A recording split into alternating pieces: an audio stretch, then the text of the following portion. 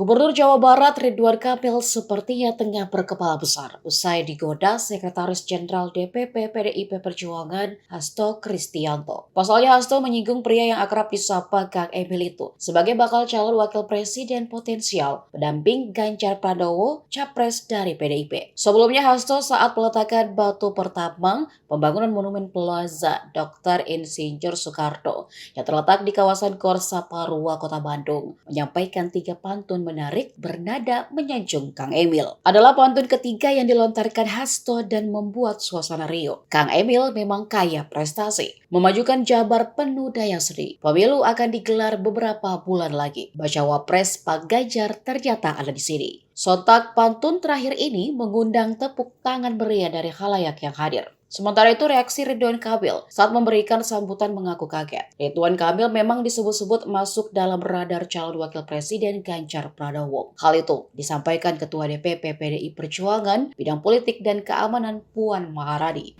Kang Emil memang kaya prestasi, memajukan Jabar penuh karya seni.